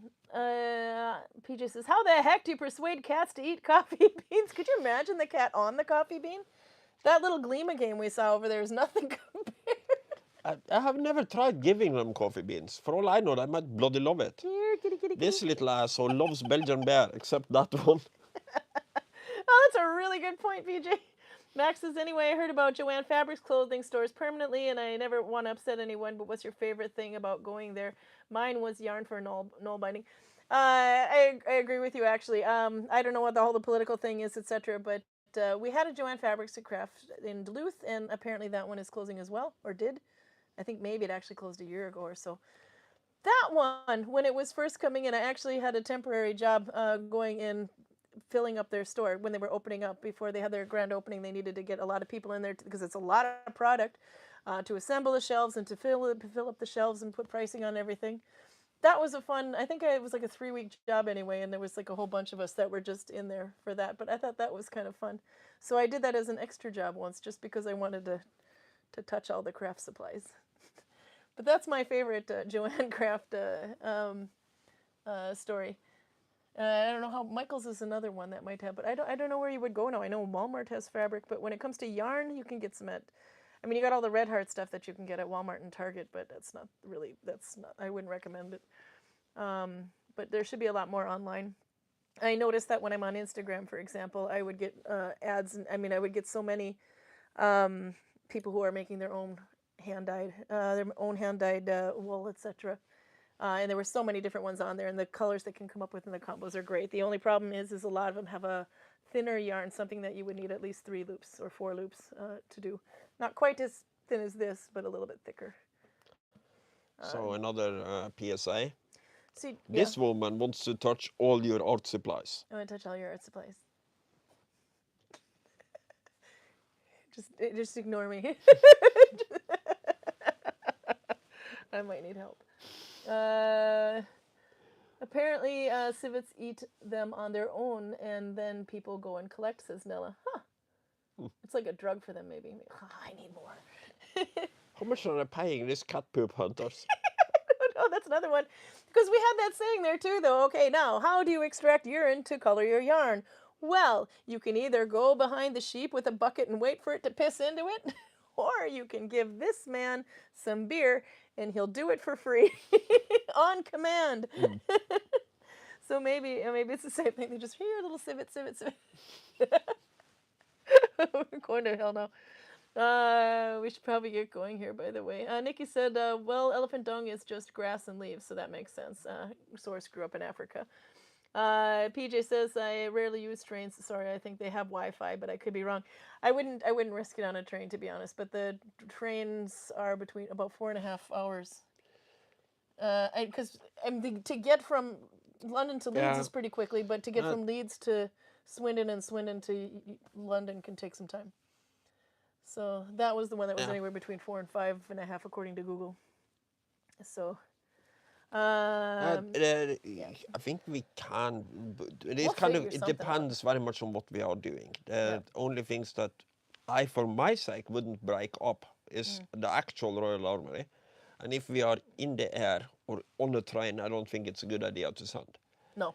It's also the issue that if you are on a train, even if the signal is fine and you can send just fine, we are sitting in a wagon with other people and I have some expectation of privacy.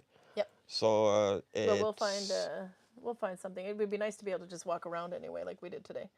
The British are way too polite to tell us to shut up and shut down. So we just go to a pub. Can we film in the corner? Is that okay? That's fine. I'm like, damn Norwegians. Honkily donkily okidori then. We'll just start speaking Norwegian, otherwise they'll just go, those loud Americans. Norna borna fjordka jorda. Yeah. Nella says, at least in Scotland, pre-plague, the Wi-Fi in the trains barely allowed messaging apps. Oh, wow. I can remember there were some places that would be like that. You will be tutted at. Tut-tut, says PJ. Tutted. You'll be tutted at. I have never been tutted at, so I'll do my best. I'll do my best to tut at you. Amazon low prices compares to $20 per hour minimum wage. Joanne gone out of business, says Roger. Okay. I knew it was something to do with that, but I didn't want to be wrong.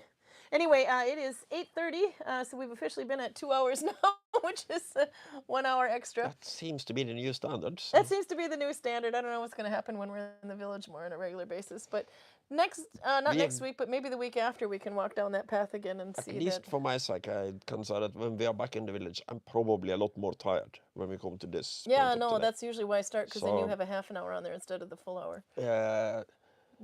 But we're better at keeping to the hour when it's in the summer, that's for sure.